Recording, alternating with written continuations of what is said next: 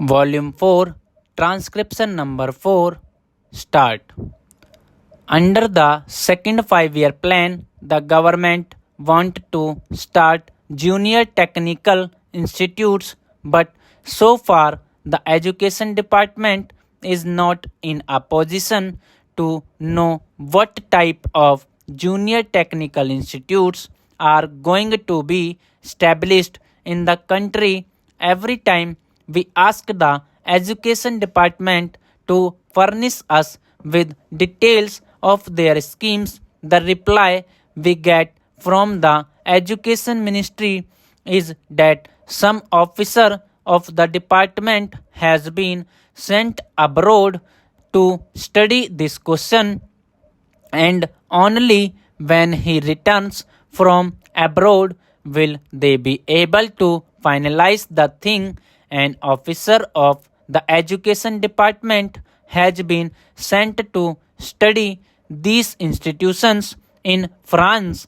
I think he must have spent 4 or 5 months in France, but the reply that the education ministry has given is that he could not study the entire scheme and he wants some other officer to be deputed to study. As I said before, under the second 5-year plan, we are to start junior technical institutes, but so far the education department is not in a position to give even the correct information to those private agencies which are there ready to start these schools. Therefore, I request the education department not to sleep over things but to take very active steps in collecting the necessary information and in helping the private agencies who want to start these institutes in this country. I know my people are suffering because they have been given a very defective type of education. Today, we have to depend upon the reservation whenever any vacancy occurs in a department. That vacancy, even if it is reserved, is not filled by a scheduled caste man.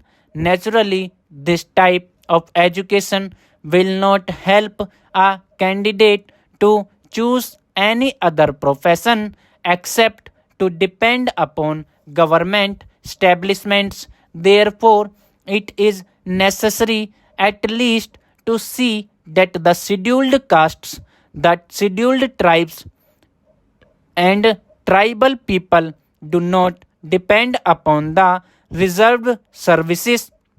They must be given technical education. For that, the education department will have to spend enormous money. I do not want government to simply waste money in propaganda against untouchability. This is a real step which would against the education condition and make the scheduled castes to be independent, that is without being dependent upon government services. Therefore, I would like the Home Ministry to give special directives to all the state governments.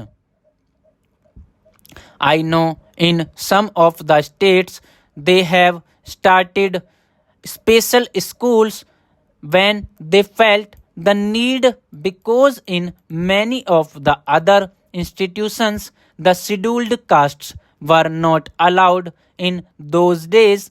At that time, there were many states which had started special schools to cater to the needs of the scheduled castes. Now, when the government is not able to give the reserved vacancies to them, it is very necessary that these technical schools should be started so that the scheduled castes can be made independent and can prosper in this country. I join my friend in expressing satisfaction at the fact that the national income has recorded an increase of 18%, perhaps 7% more than the estimated increase, but I do not find evidence of this in any appreciable increase in the standard of living in the villages. I should like to know from the finance minister if this increase is national income is reflected in the general living of the people. Have they tried to find it out either by any sample survey or by any other method? We should know whether the benefit has reached the common man. As far as I am concerned, my own experience is that unemployment in the rural areas continues to be as high as it was before, if it has not recorded any increase.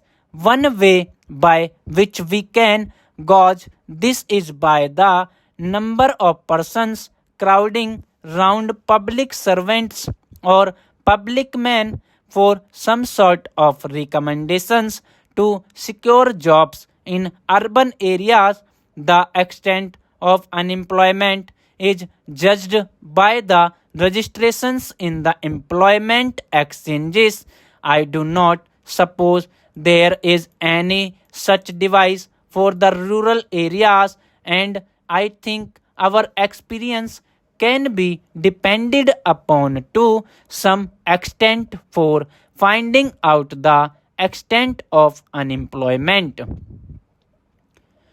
This leads me to feel that even though there is an increase in national wealth, the benefit is not going to the common man. Therefore, I feel that we should bring about a very drastic change in the property relations if we are really keen on realizing the socialistic pattern of society. The sooner we change the property relation, the better. I believe the proportion in which the accumulated wealth of the nation is held by certain classes determines the pattern of production to a considerable extent. The pattern of production determines the pattern of distribution.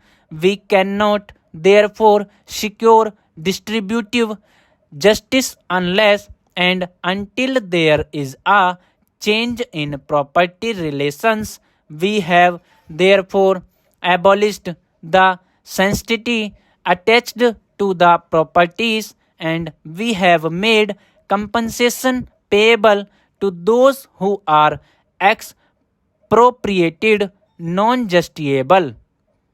840 words completed, 100 WPM completed.